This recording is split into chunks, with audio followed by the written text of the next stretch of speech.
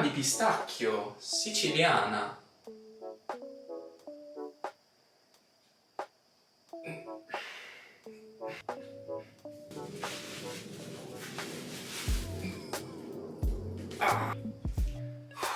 Non posso aprire il vasetto.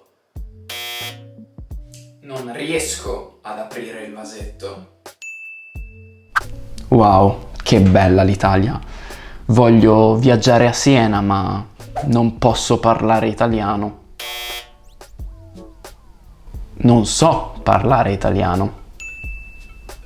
Potere, sapere o riuscire a?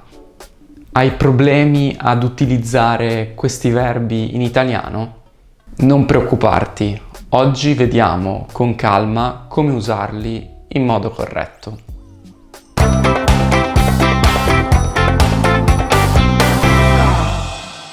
Ciao, io mi chiamo Giulio, insegno l'italiano e oggi vediamo la differenza fra questi tre verbi italiani: potere, sapere, riuscire a, che creano sempre molta confusione e possono essere un po' insidiosi per chi impara l'italiano, perché hanno significati simili in alcuni casi e perché in inglese si utilizza solo il verbo can, che comprende e include tutti questi verbi italiani. Prima di tutto voglio ricordarti che sono verbi irregolari. Quindi diamo un'occhiata alla coniugazione. Potere, io posso, tu puoi, lui, lei può. Noi possiamo, voi potete, loro possono. Il verbo potere è anche un verbo modale insieme al verbo volere e dovere. Questo significa che è sempre seguito da un altro verbo al modo infinito, ad eccezione di alcuni rari casi che non vedremo in questo video. Quindi posso guidare, puoi entrare, può viaggiare. Poi c'è il verbo sapere. Io so, tu sai, lui, lei sa. Noi sappiamo, voi sapete, loro sanno. Il verbo sapere è detto semimodale perché è simile ma ha un comportamento un po' diverso dai verbi modali. Ma quello che ci interessa in questo momento è che è seguito da verbi all'infinito, come i verbi modali. E poi c'è il verbo riuscire a, che si coniuga come il verbo uscire. Quindi se ti ricordi la coniugazione di uscire è uguale, quindi io riesco a, tu riesci, lui, lei riesce, noi riusciamo, voi riuscite, loro riescono. Ricorda che il verbo riuscire è sempre seguito dalla preposizione a, quindi riuscire a fare, riuscire a parlare, eccetera. Quindi non è seguito direttamente dall'infinito come gli altri due verbi, potere e sapere. Proviamo a vedere un esempio in cui utilizziamo tutti e tre i verbi. Posso parlare italiano, so parlare italiano, riesco a parlare italiano. Nel primo caso sto dicendo che ho il permesso di parlare italiano, perché una legge o in generale una situazione esterna mi permette di parlare l'italiano. Quindi nella maggior parte dei casi questa frase non funziona, non ha molto senso. Il secondo caso, invece, funziona bene. So parlare italiano. Questo ha senso perché sto dicendo che ho una capacità, un'abilità, una competenza che ho acquisito. In questo caso la lingua italiana. Parlo l'italiano perché l'ho studiato, per esempio. So parlare l'italiano. Il terzo caso, riesco a parlare italiano, Beh, questo terzo caso ha più senso se aggiungiamo la parola oggi. Riesco a parlare italiano oggi, quindi oggi sono nelle giuste condizioni fisiche e mentali per parlare italiano e si tratta di una condizione temporanea. Normalmente faccio fatica a parlare italiano, ma oggi riesco a farlo, sono in grado. Sono in forma. Ricorda che riuscire a si usa di solito per descrivere una condizione interna all'individuo, a differenza di dovere che esprime un permesso esterno. Vediamo ora delle frasi specifiche in cui possiamo utilizzare solo una alternativa di questi verbi. Nell'esempio iniziale, quello con la crema al pistacchio, io ho detto non riesco ad aprire il vasetto perché non sono in grado, non ho abbastanza forza fisica per farlo. Sono debole, è una mia personale condizione interna. Quindi se dico non posso aprire il vasetto, non suona così bene, perché la frase non riguarda una condizione o un permesso esterno.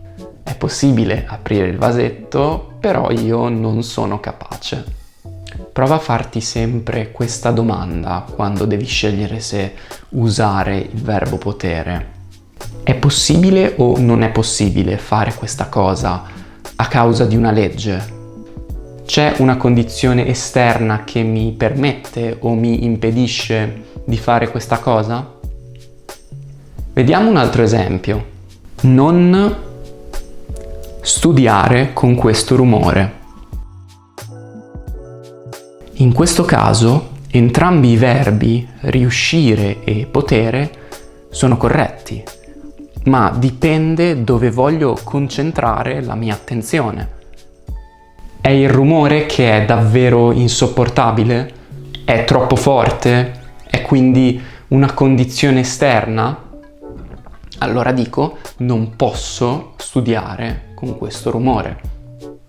Oppure il rumore non è così forte e quindi sono io sensibile ed è quindi una mia condizione interna, personale, soggettiva. Allora dico, non riesco a studiare con questo rumore. Ora prova tu a completare questi esempi. Cucinare la carbonara? Certo. Sono italiana. Ti do qualche secondo per rispondere. Sai cucinare la carbonara? Certo, sono italiana. Ecco, in questo caso utilizzo il verbo sapere perché si tratta di una competenza, di una mia abilità. So cucinare la carbonara, quindi possiamo escludere il verbo potere perché non si tratta di un permesso o di una condizione esterna che mi permette di cucinare la carbonara. Non usiamo neanche il verbo riuscire a in questo caso perché non è una condizione interna, soggettiva all'individuo. È semplicemente una mia capacità, un'abilità. Vediamo un altro esempio. Paolo, guidare la macchina? Sì, ha appena preso la patente.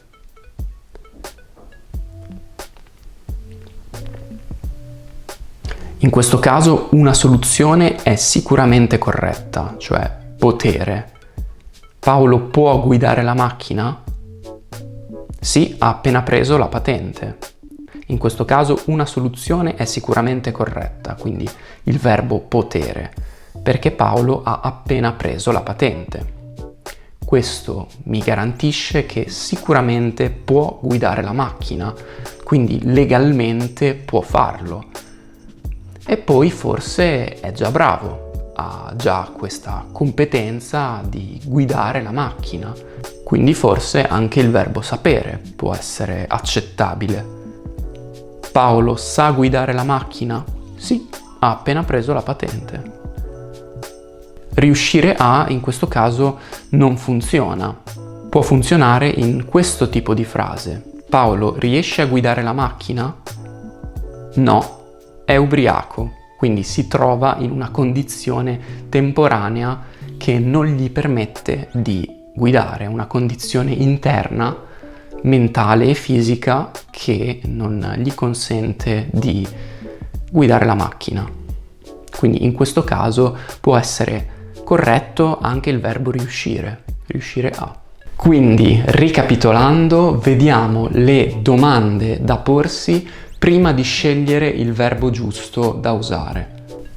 C'è una legge, una norma sociale, una condizione oggettiva, esterna, che mi permette o mi impedisce di fare una cosa? Bene, il verbo da usare è potere. C'è una condizione interna, personale, fisica o mentale e soggettiva che mi permette o mi impedisce di fare una cosa? Il verbo che uso è riuscire a. Ho la capacità tecnica, l'abilità, la competenza che mi permette di fare questa cosa? Il verbo da usare è sapere. La differenza più grande che devi ricordare è sicuramente tra i verbi potere e sapere, che hanno una differenza di significato molto grande. C'è invece una differenza un po' più sottile tra il verbo potere e riuscire a, che a volte si possono usare entrambi nella stessa frase, come abbiamo visto. Ok, spero che la differenza fra questi tre verbi sia un pochino più chiara. Lasciami un commento qui sotto scrivendo cosa sai fare. Per esempio, sai parlare italiano? Sempre qui sotto nel mio sito puoi trovare alcuni esercizi per fare pratica. Grazie per aver seguito il video fino a questo punto. Noi ci vediamo al prossimo e buono studio. Sono riuscito ad aprire il vasetto. Al prossimo video. Ciao!